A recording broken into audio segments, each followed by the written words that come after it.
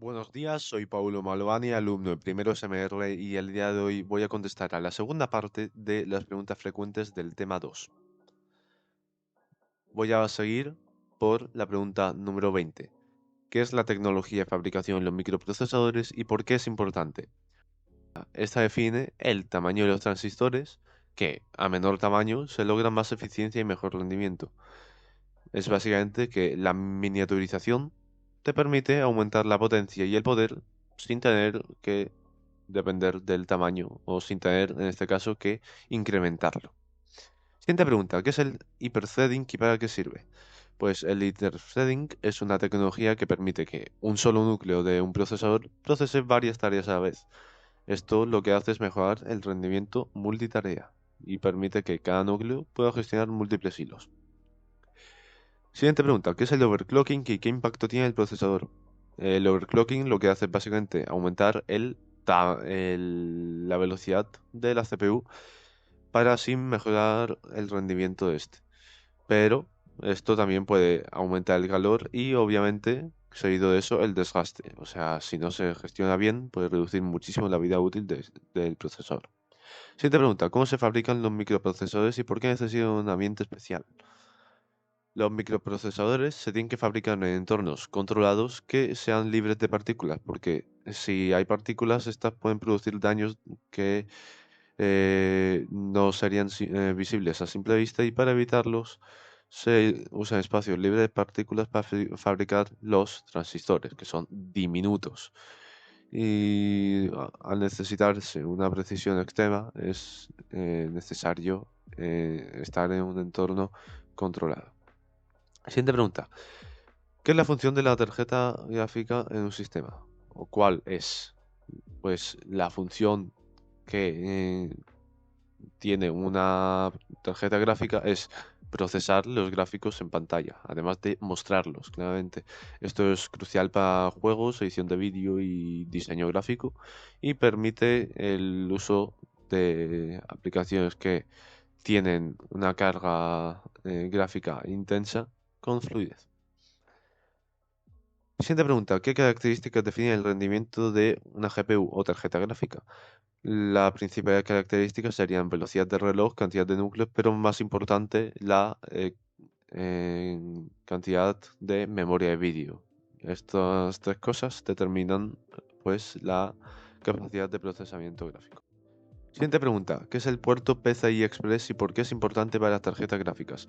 El puerto PCI Express es básicamente la interfaz principal que nos permite conectar las tarjetas gráficas al equipo. Esta ofrece una gran velocidad de transferencia y permite manejar gráficos completos a alta velocidad. ¿Qué es una tarjeta de expansión y cuáles son los tipos más comunes? Las tarjetas de expansión son tarjetas que añaden funcionalidades extra al equipo, como tarjetas de red que nos permiten conectarnos a la red o a redes Wi-Fi, las de sonido y también las gráficas, que son las tres más comunes. Siguiente pregunta, ¿qué diferencias existen entre los puertos USB 2.0, 3.0 y Thunderbolt? En términos de velocidad, claramente. El USB 2.0 es el más lento, máxima velocidad de 460 megabits por segundo. El 3.0 llega a 5 gigabits por segundo y el Thunderbolt incluso llega a 40 gigabits por segundo. Aunque este también permite carga de vídeo y energía. Siguiente pregunta. ¿Qué es el conector Wall y para qué sirve? El conector Wall o Wake on LAN, que son las siglas, permite encender un equipo a distancia mediante una señal de red. Esto claramente es muy útil en entornos donde hay un trabajo a remoto. Siguiente pregunta. ¿Qué es la memoria CMOS de la BIOS y qué función tiene? Esta memoria almacena los ajustes de la BIOS como la fecha, hora y configuración del sistema. Y pues esta memoria depende de la pila de la BIOS para mantener los datos almacenados ahí. Siguiente pregunta. ¿Qué es un factor multiplicador de un microprocesador? Perdón. Este es un valor que multiplica la velocidad del reloj para así determinar la velocidad final del procesador. Es decir, a mayor multiplicador, más velocidad del procesador. Siguiente pregunta. ¿Qué es un heat pipe y cómo funciona en la disipación de calor? Un heat pipe es un tubo que transfiere el calor de una zona caliente a otra algo más fría, así ayudando a regular la temperatura y estabilizarla y disipando el calor para evitar sobrecalentamiento en zonas críticas. Siguiente pregunta. ¿Qué es el backside boost y cómo afecta el rendimiento del sistema? El backside boost conecta la CPU con la caché, mejorando así el acceso a los datos almacenados y aumentando la velocidad. Siguiente pregunta. ¿Qué es la tecnología de fabricación de 14 nanómetros en microprocesadores y cuál es su importancia? Esta tecnología nos permite que se fabriquen transistores en menos espacio. Así, utilizando esta técnica mejoramos eficiencia y rendimiento sin aumentar tamaño. Siguiente pregunta. ¿Qué es el CLR-CMOS y cuándo se utiliza? Lo que hace es restablecer la configuración de la BIOS a la configuración de fábrica o valores predeterminados, y esto es muy útil si se pierde el acceso o dan errores en la BIOS, y es una solución que no suele ser muy viable, pero te puede salvar de una buena para solucionar problemas de configuración de hardware. Siguiente pregunta. ¿Cómo influye la velocidad del núcleo y el ancho de bus en el rendimiento de la tarjeta gráfica?